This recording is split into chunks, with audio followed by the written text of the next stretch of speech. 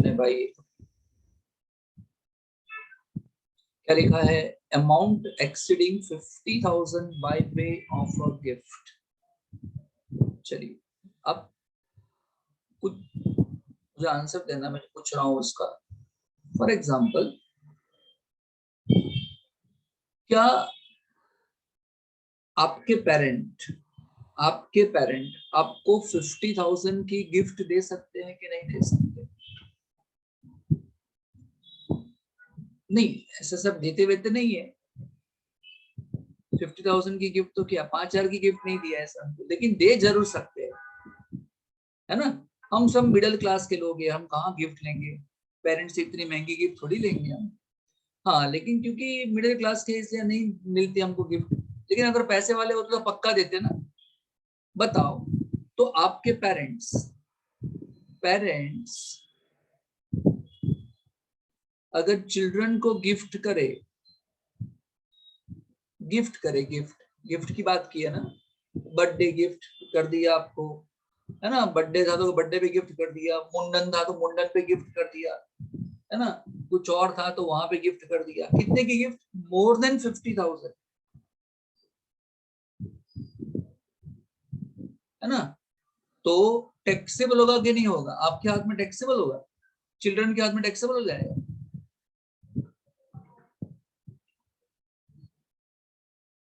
यहाँ तो वही लिखा है ना, amount exceeding 50,000 by way of a gift.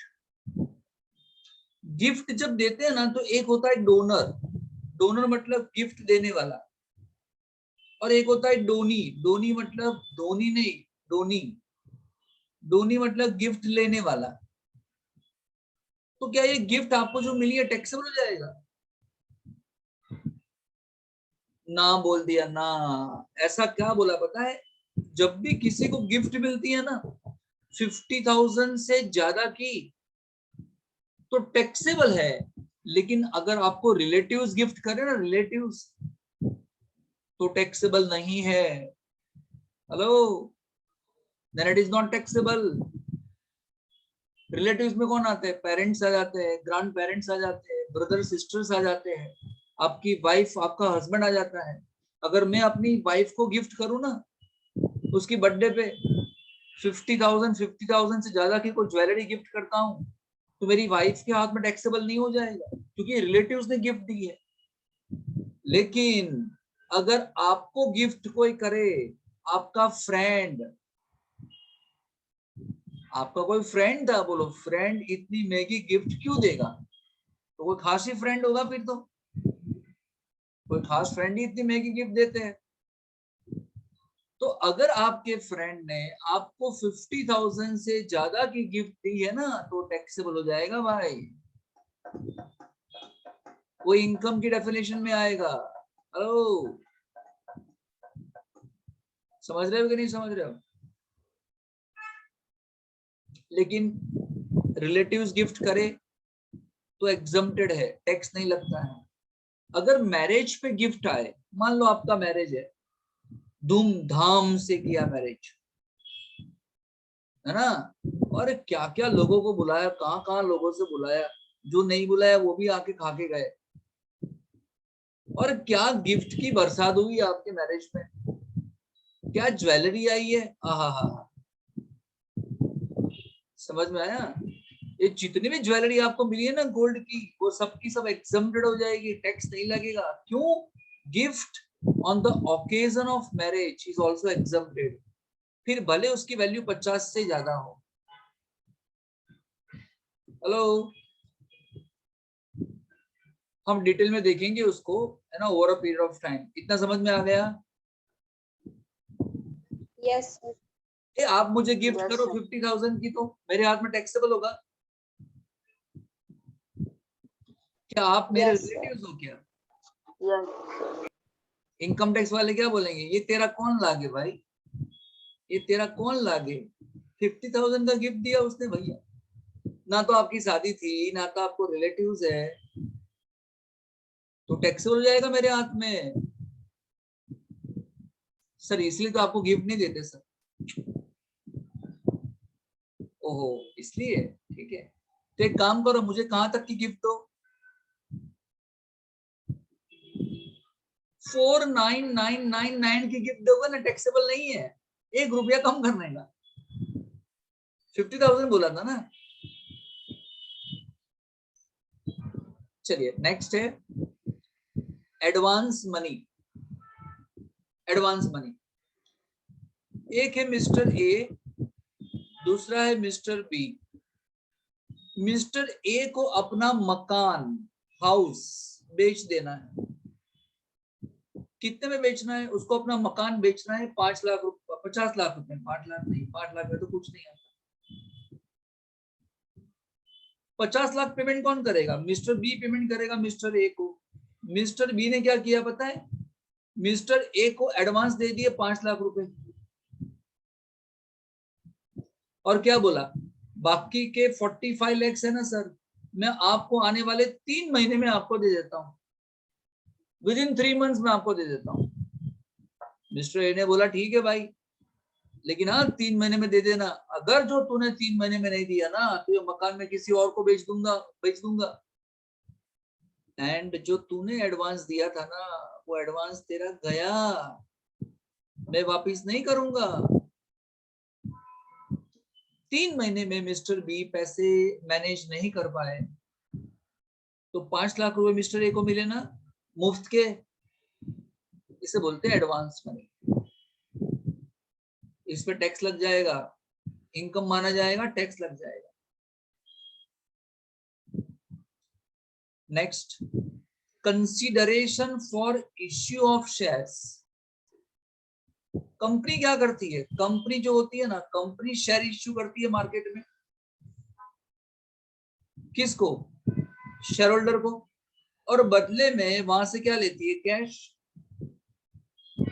Okay, company का एक शेयर की फेस वैल्यू 100 रुपए है।